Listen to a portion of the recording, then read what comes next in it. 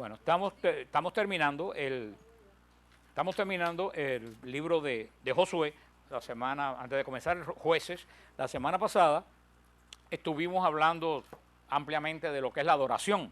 Estuvimos hablando ¿te acuerdan lo que es la adoración? Dijimos que la adoración es un movimiento de ¿qué?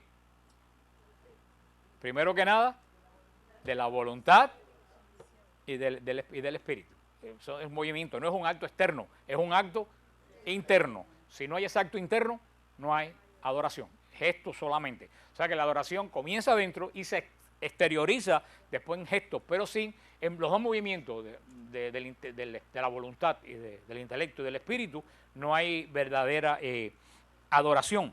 La Biblia misma nos ha presentado durante todo este tiempo que hemos leído el Pentateuco, la adoración como una actividad integral, no se puede separar en varias partes. Los adoradores deben acercarse a Dios por completo, que como lo fue Josué. Josué, por eso está hablando de la adoración, porque dijimos que una de las características de Josué fue un perfecto adorador, creció entre adoradores. Pero por eso la liturgia es la expresión exterior de la adoración. Pero si la liturgia, que es la expresión exterior de la oración, si no tiene un movimiento del espíritu y de la voluntad, ¿qué cosa es? Gesto. Por eso la liturgia, inclusive por eso que sucede que la gente va a misa y ¿qué hace en la misa si no tiene un movimiento interno del espíritu? Gestos externos. Y por eso no están concentrados. Por eso la liturgia bizantina, de la iglesia bizantina, y debía ser también de la iglesia latina, la liturgia de la iglesia bizantina dice que participa todo el cuerpo. Dice la liturgia bizantina que participa el espíritu, que participa el oído, que participa la vista, que participa el olfato y que participa el gusto. Todo participa. ¿Por qué? ¿Cómo participa el cuerpo? Si ustedes ven, han ido alguna vez a la liturgia bizantina, a la iglesia de San Judas o a la iglesia que está ahí en Flagler 57, que es católica ucraniana, continuamente en la liturgia se están haciendo inclinaciones y la señal de la cruz, levantando las manos. ¿Qué cosa es lo que está participando? El cuerpo. Si ustedes ven, continuamente sus inciensos, no sus inciensos una sola vez para el altar, continuamente, muchas veces se está incensando el pueblo, el diácono camina por el pasillo del medio, incensando, ¿qué participa ahí? El olfato. Toda la liturgia es cantada, la liturgia bizantina toda es cantada del principio hasta el final. ¿Qué es lo que participa ahí? El oído. Todo el altar está lleno de íconos brillantes, la vestidura del sacerdote es brillante. ¿Qué participa ahí? La vista. Y si ven, en la comunión tiene sabor, el pan que se hace tiene un cierto sabor, pues le pone, porque también participa el gusto y se da siempre en las dos especies del cuerpo y de la sangre de Cristo. Ustedes ven, eso es la liturgia, surge de un movimiento interior, pero participa todo el cuerpo. Muchas veces las personas van a misa y no participan ni el cuerpo ni el espíritu, ni el cuerpo ni el espíritu. Eso es lo que debería ser la liturgia. También hay algo muy importante, la adoración es un acto comunitario. Desde el comienzo de la adoración fue un acto comunitario. Vuelvo a la misma pregunta de siempre. ¿Para qué sacó el Señor a Israel de Egipto? ¿Para qué? Para adorar. Luego entonces le dijo a Moisés, sal tú solo al desierto a adorar, saliera todo el pueblo. La adoración es una acción comunitaria. Es el trabajo del pueblo de Dios. ¿Se acuerdan? Liturgia, trabajo del pueblo de Dios. Israel trabajaba en Egipto ¿para quién? Para el faraón, haciendo ladrillos. Israel es liberado para trabajar ¿para quién? Para el Señor. ¿En qué? En la adoración. La adoración es el primer trabajo del creyente. Lo hemos dicho la semana pasada. Y en la adoración entra la fidelidad, entra la obediencia, entra la fe, entra todo. Es que yo creo que si tú no eres un buen adorador, tú no puedes ser un buen predicador, ni puedes ser un buen cristiano, ni puedes ser un buen nada. Toda la fuente de la que uno se nutre, ¿es qué cosa? La adoración. Por eso, y lo he dicho un millón de veces, cuando la adoración está mala, ¿cómo está el espíritu del creyente? Malo. ¿Y cómo está la iglesia? Mala. Y si la iglesia y el creyente está malo, ¿cómo está el mundo? Peor. Por eso la insistencia del Papa que tenemos que tener nuestra adoración comunitaria bien hecha. Y es la insistencia de hacer la oración comunitaria verdaderamente una liturgia de adoración a Dios, no un entretenimiento para la gente. Por eso vemos que desde el comienzo de la Biblia, desde la liberación de Israel, cuando comienza la historia del pueblo de Dios, la historia del pueblo de Dios está ligada ¿a qué? A la adoración. Y cuando termina el libro de la Biblia en el Apocalipsis, que es el gran amén de la Escritura, ¿de qué nos habla el Apocalipsis?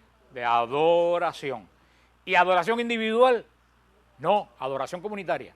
Cuando Juan mira a los ángeles en el cielo, cuando Juan ve la visión que sube al lugar santísimo, ve a cada ángel en una nube gritando lo que le da la gana.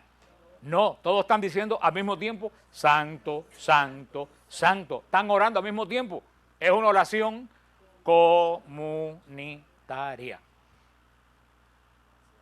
Hablamos la semana pasada que decía este gran David Chilton, este gran escritor protestante, pero episcopal, que es muy semejante a la Iglesia Católica, que decía que dijimos la semana pasada que el gran horror de las iglesias, no error de las iglesias protestantes fue quitar la liturgia. Porque las iglesias protestantes se han quejado de ser una oración comunitaria para convertirse en ¿qué? En una adoración individual. Estamos juntos pero no revueltos.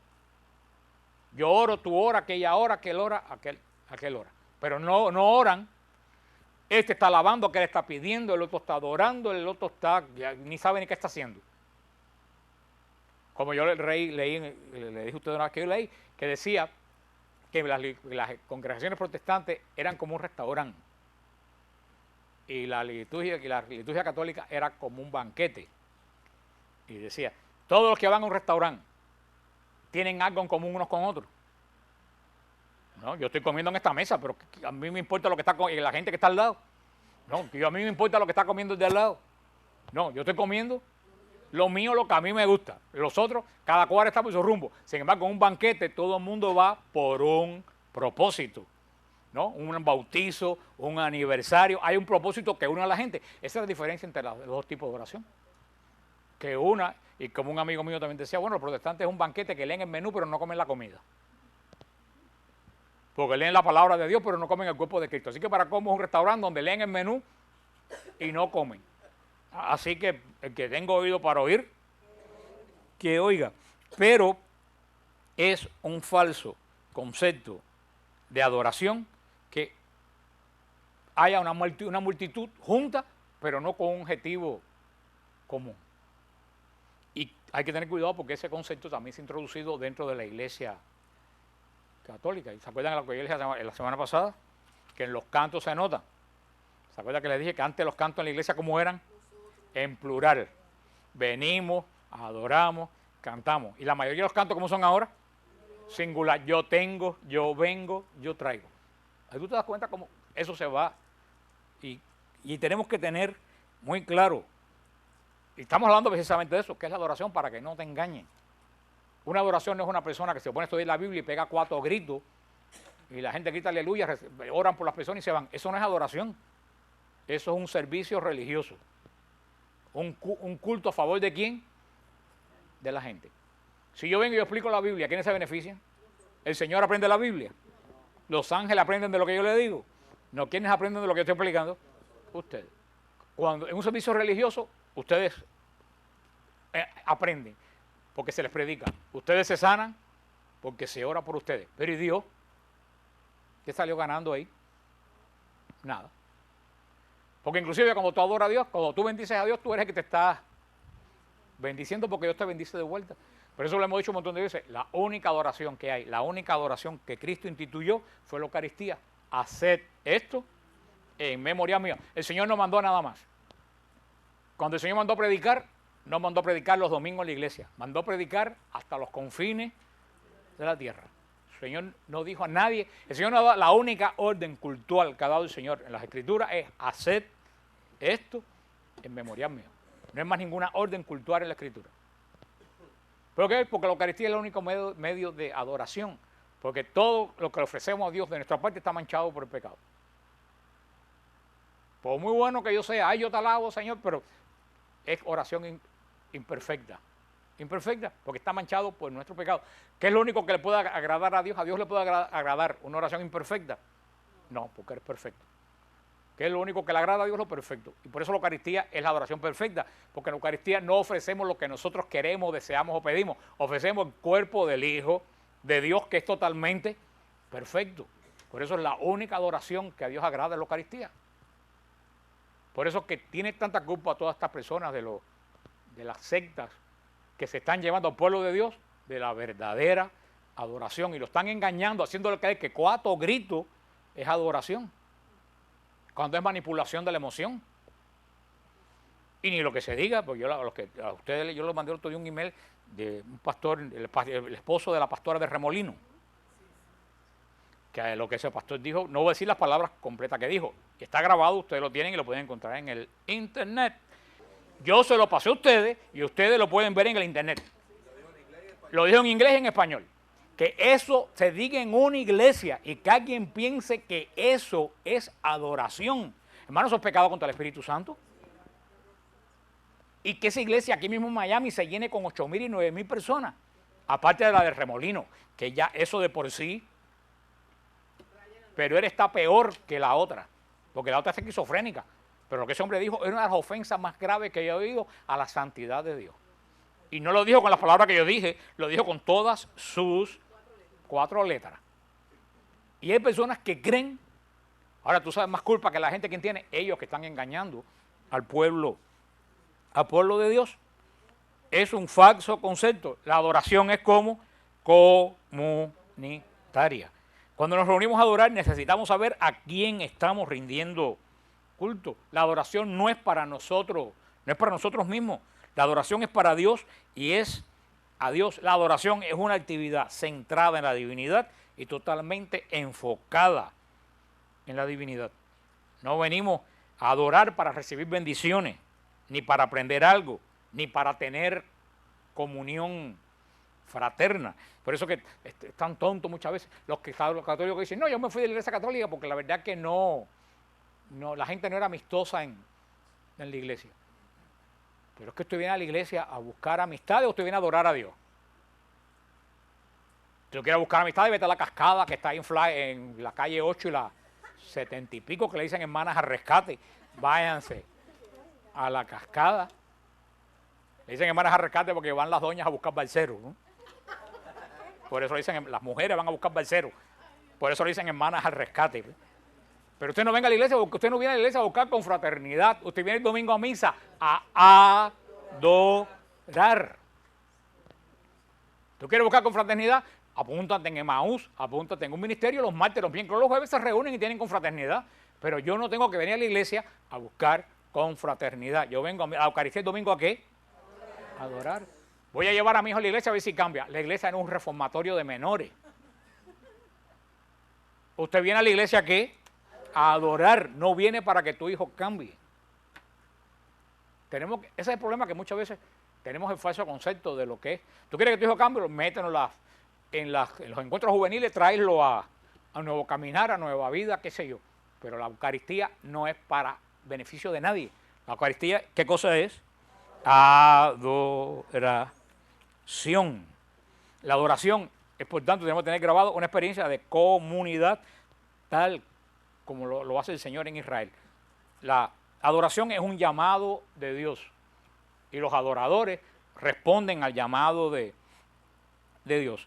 El Salmo 19 lo dice con claridad: sean gratos los dichos de mi boca y la meditación de mi corazón delante de ti. Yo vengo delante del Señor para que Él vea lo que hay en mí, se complazca con lo que hay en mí, mientras yo ofrezco la misma adoración que Él se merece. Por eso también la adoración, hemos dicho, no es solamente un movimiento externo, es un movimiento interno. Por eso tenemos que tener bien claro que el gozo del adorador no viene de la música, ni viene del milagro, ni viene del coro, ni viene de ninguna otra cosa. Porque eso también ha entrado en la iglesia. Y todo el mundo le gusta tener un buen coro en la iglesia, y es bueno tener un buen coro. Pero si no hay un buen coro y hay 4 doñas que espantan a los serafines, la Eucaristía sigue siendo la misma. Y si el cura no sabe predicar, porque es torpe predicar, sigue siendo la misma Eucaristía. La Eucaristía en una tierra de misiones, debajo de un árbol, es la misma, tiene el mismo valor que en San Pedro dada por el Papa. Pero hoy en día nosotros buscamos el lugar perfecto, el predicador perfecto, el coro perfecto para que anime, y se lo he dicho millones de veces, el coro no está para animar a la gente. El coro está para cantar la adoración a Dios. El coro está para animar aquí, en un grupo de oración. Aquí está el coro para animar. En la Eucaristía, no. Y vemos como la iglesia se ha cambiado el concepto, y eso es psicológico. ¿Dónde estaba el coro en las iglesias antiguas? Atrás arriba. ¿Alguien los veía? ¿Alguien sabía quién cantaba? No. ¿Qué hicimos? Quitamos el coro de atrás y ¿dónde lo pusimos? Adelante. Entonces ahora, el coro es un espectáculo para todo el mundo. Entonces la gente en vez de estar atendiendo eso, y después te aplauden cuando cantan bien y todo. Yo les caí a llamar a la gente de San Gil, pero Gloria que está aquí, se acuerda de decir a la gente, no aplaudan, nosotros no estamos cantando para ninguno de ustedes. Nosotros estamos cantándole al Señor. En la adoración el coro canta, en la adoración, la función del coro es la misma función de los serafines. Es cantar la alabanza a Dios. Y tú te unes a esa alabanza, pero el coro no está para animar. Y eso, continuamente lo oigo en las misas. El coro va a animar para que ustedes canten con el coro. Nos estamos convirtiendo en un servicio religioso tal como en el de los protestantes. Ese concepto ha entrado en la iglesia. Nada de eso es la adoración. Inclusive yo he oído decir gente, no, porque era una misa media muerta ahí con unas canciones. Con una misa media muerta con unas canciones. La misma Eucaristía, la misma presencia de... nos hemos vuelto, como esta nación y como todas las naciones, hemos vuelto banales. Y lo dice San Pablo, se fueron tras dioses falsos y se volvieron falsos también. Eso es lo que nos está pasando a la nación y a muchos católicos. Nos hemos ido tras dioses vanos y nos hemos vuelto vanos también nosotros mismos. El Santo Padre ha insistido increíblemente, Juan Pablo y más todavía Benedicto XVI, hay que tener cuidado con la música en la Eucaristía. Nadie hace caso. La misa en la Eucaristía no puede ser una canción como dicen en Puerto Rico de bellonera. Que tú coges la canción, yo una vez oí en una iglesia cantando en la acción de gracias esa canción antigua que decía, reloj, no pares las horas, pero decía, Señor, yo no sé qué cosa, haz este día perfecto. Eso no, en la Eucaristía no se pueden cantar cantos que no hayan sido compuestos para la misma Eucaristía. Pero verdaderamente no sé qué está pasando en la iglesia. Tenemos que introducir en la iglesia precisamente esto, el concepto de ¿qué? De adoración. Y lo hablamos cuando el Apocalipsis, pero lo tengo que seguir repitiendo para que ustedes, como ahora yo solo todo lo voy a poner en el título, lo voy a seguir repitiendo en el título. Tenemos que cambiar el concepto de adoración. Y lo vuelvo a repetir porque parece que no tiene lógica. Si la adoración está mal, la iglesia está mal y el mundo está peor. Hay una relación tremenda entre la adoración y el mundo. Lo vuelvo a repetir lo mismo. Acuérdense que en el Apocalipsis los ángeles tiran los carbones al mundo, que los tomaron ¿dónde? Del altar de la adoración. Los carbones que eran alabanza se convirtieron en ¿qué? En juicio y destrucción para el mundo. Yo me estoy preguntando, el mundo no estará tan mal porque nosotros mismos no tenemos una adoración que valga la pena delante de... Si nuestro trabajo principal, que es la adoración, está mal, ¿qué podemos esperar de los que no adoran? Ojalá que la iglesia, ahora que viene el año de la fe, que comienza el mes que viene, ojalá verdaderamente que seamos como Josué, que se postró un día entero delante del arca en adoración. Cuando tengamos un problema, cuando tengamos... Siempre, por supuesto, porque la adoración comunitaria nace de la adoración individual. Si tú no adoras individualmente, tú nunca vas a tener adoración comunitaria. Ahora van a decir que yo dije que no se puede adorar individualmente. Por supuesto que tú puedes adorar individualmente, pero la adoración de la iglesia no es individual, la adoración de la iglesia es colectiva. Aunque tú en tu casa todos los días, por supuesto que tú puedes adorar. Pero acordándote que la adoración no son gestos, la adoración es un movimiento de tu espíritu, que mueve tu voluntad. Si tu espíritu no se mueve, si no mueve tu voluntad, no puede haber adoración. Fíjate que hoy en día hay más alabanza que adoración. Yo veo más en todos los grupos que yo voy, veo más alabanza que adoración.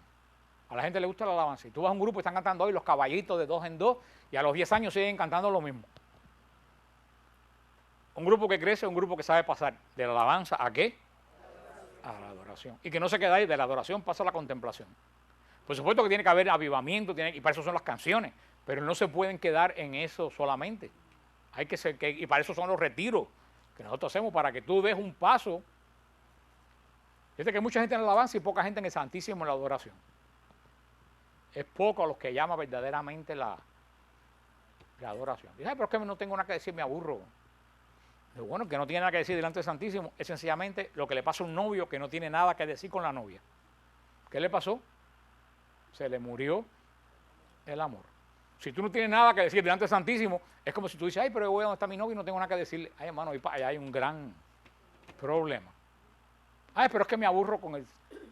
También si te aburres con la novia, tienes un gran... Todo es que se te acabó o nunca has tenido el amor. El que ama no le hace falta palabra.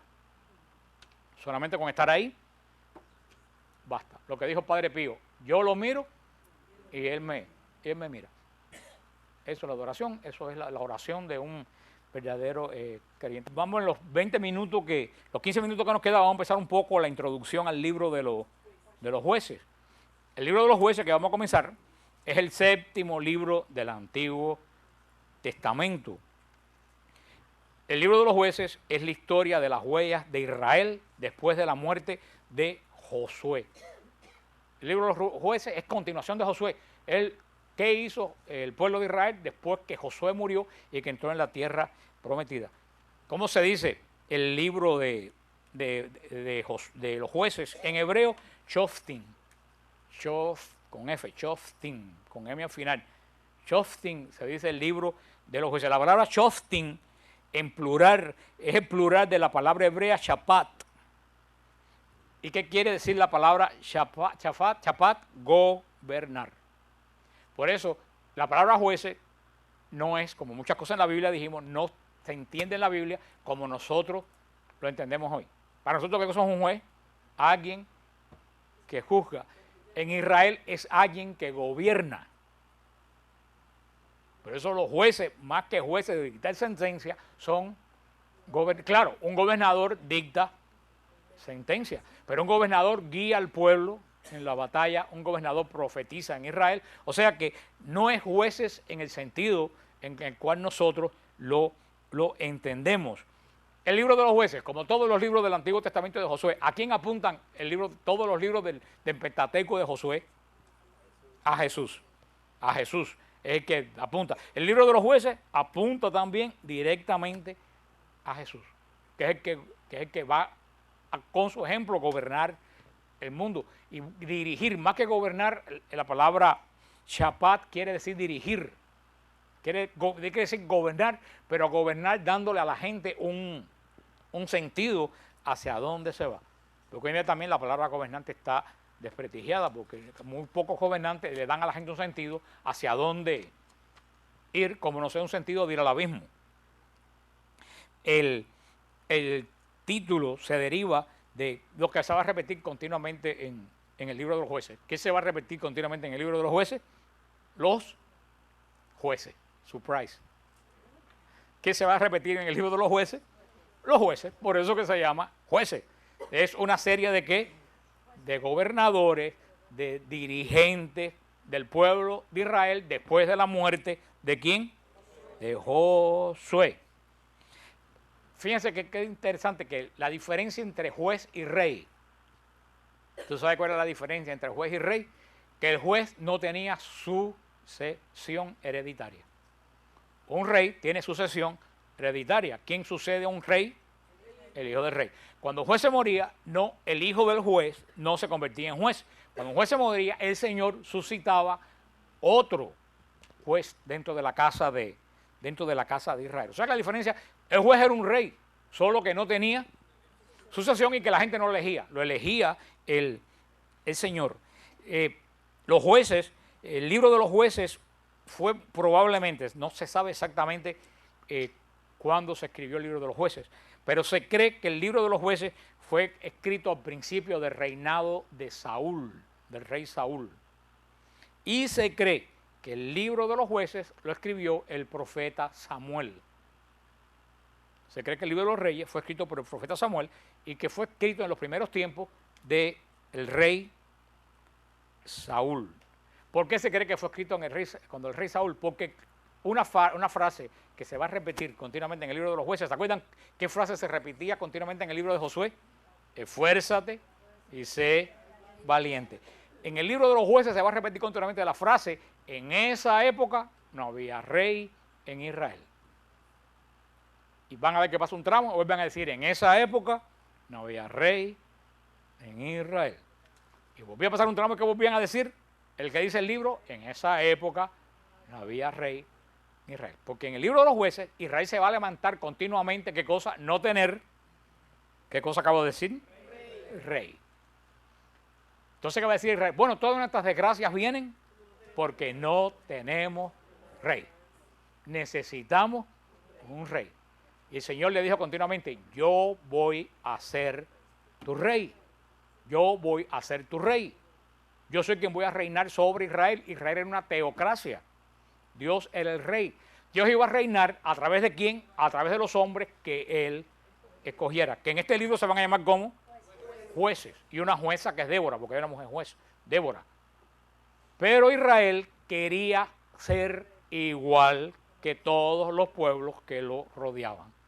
Quería tener un rey como en Egipto, quería tener un rey como en Tiro, quería tener un rey, porque los demás pueblos tenían rey. Y si Israel era diferente y era bendecido por Dios, era precisamente porque no tenía rey visible, porque el rey de Israel era el Señor. Por eso vamos a ver después que cuando ya hartaron al Señor con la cantaleta, todo está mal porque no tenemos rey. El Señor le dijo, ¿quieren rey? Se los voy a dar. Ahí está Saúl, háganlo rey. Pero de ahora en adelante, yo no voy delante de ustedes ni peleo delante de ustedes. De ahora en adelante, quien va delante de ustedes es el rey que tú querías. Y ahí comienza la última gran desbandada de Israel. Cuando Dios dejó de pelear por Israel, porque ellos prefirieron un hombre que obedecer a Dios. ¿Le suena familiar? ¿Le suena familiar? Este pueblo, Estados Unidos, no quiere obedecer a Dios. Este pueblo quiere un rey. Un rey. Un rey. Porque cualquier color. Conozco blancos que son tan sinvergüenza como este rey que tenemos. Y les puedo dar una lista. Bill Clinton, que fue blanco y rubio, fue más sinvergüenza y más inmoral que este hombre. O sea que esto no es cuestión de color, el color de esta cuestión es el color del alma. Pero eso es lo que decía, eso es lo que quería Israel. Y por eso se entiende que si ya se escribe el libro de Jueces es porque se escribe en la época de reinado, a principio del reinado de Saúl. Para decir, bueno, ahora ya todo va a estar mejor porque tenemos jueces. El libro de los jueces se inscribe entre el libro de Josué y el libro de Ruth. Va a estar entre los dos libros. Originalmente el libro de Ruth era parte del libro de los reyes, perdón, de los jueces. Pero después se separó el libro de Ruth, porque Ruth es una introducción a David, el gran rey de Israel. Es el Señor infundiendo valor en ciertos hombres y mujeres. Podemos decir valores carismáticos, porque son dones que le da el Señor a estos hombres y esta mujer que va a permitir enderezar el camino de Israel cuando no sabemos por qué motivo Josué no designó el sucesor. Por eso en este libro hace toda esa sucesión y tienen historias muy, muy interesantes. Ningún juez llegó nunca a ser jefe supremo de Israel, porque la función del juez en Israel no era ser jefe supremo. ¿Quién era el jefe supremo? Dios. Era solventar problemas puntuales que se presentaban en la nación. Había un problema puntual que hacía el Señor, levantaba un juez. Había otro problema puntual, levantaba otro juez. Por eso, para que haya un dirigente completo y común en Israel, hay que esperar al libro de de los reyes, con la historia de Saúl, que fue un verdadero desastre Saúl como rey, y lo veremos cuando lleguemos al libro de los reyes. Pero el libro de los jueces abarca el tiempo desde la muerte de Josué hasta el primer rey de Israel, que fue Saúl. ¿Ven? Para poder entender todo esto es una consecuencia una detrás de otra. El Pentateuco, o sea, comienza con la creación en Génesis, la liberación, el éxodo, el caminar por el desierto, Número, las leyes, Deuteronomio y Levítico, la entrada de Israel, Josué, y ahora jueces entre la entrada de Israel y el primero de los reyes. Después va a seguir esta secuencia con el libro de los reyes, y después va a venir el momento de los libros proféticos, que ya comienza la ruina de Israel con los libros proféticos. El libro de los jueces describe un periodo verdaderamente turbulento en la historia de Israel, después de la muerte de Josué, el que conquistó la tierra prometida. Esta misma palabra que se va a repetir en el libro de los jueces es la desolación que había dentro del mismo pueblo de Israel por no confiar en lo que el Señor. ¿Se recuerdan cómo termina Deuteronomio y cómo termina Josué? Si tú eres fiel a la alianza, esto y esto y esto viene sobre ti. Pero si tú desobedeces la alianza, esto y esto. ¿Ustedes quieren o no quieren firmar la alianza?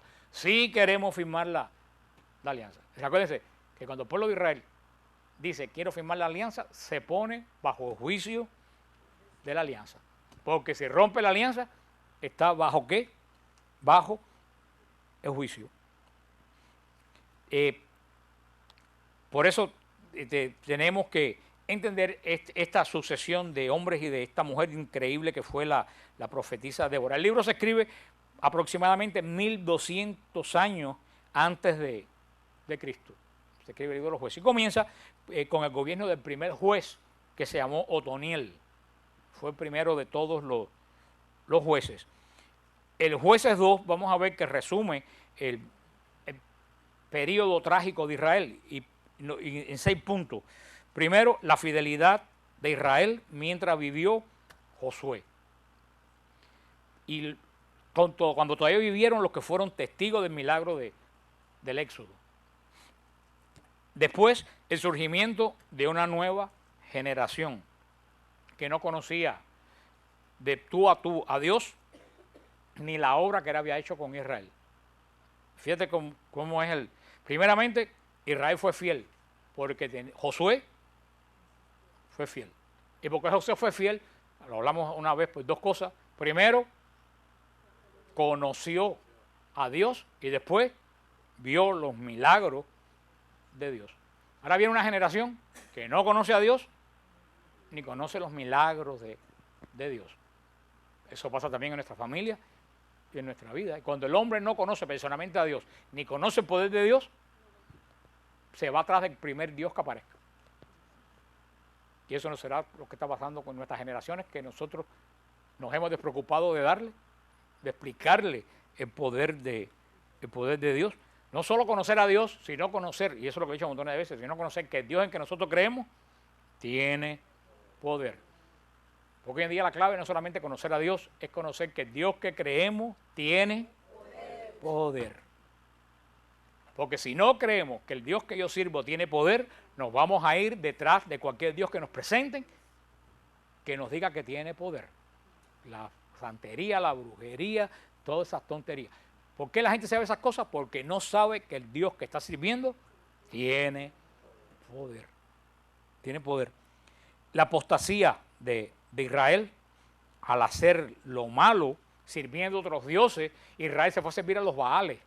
¿Por qué se fue a servir a los Baales? Porque no conoció personalmente a Dios, ni conoció el poder de Dios. Por eso el Santo Padre lo ha dicho continuamente, la Iglesia lo dice, tú tienes que conocer personalmente a Dios. Tienes que tener una relación personal con Dios. Y eso no lo inventaron los protestantes. Eso lo ha dicho. ¿Qué tuvieron los santos, Santa Teresa, San Pablo? ¿Qué tuvieron los santos con Dios? Una relación personal. Tú tienes que tener una relación personal con Dios de tú a tú. Si tú no tienes esa relación personal con Dios, tú no puedes conocer a Dios. Y en esa relación personal con Dios influyen dos cosas: la palabra de Dios y la oración. Porque en la palabra Dios nos habla y en la oración yo le hablo.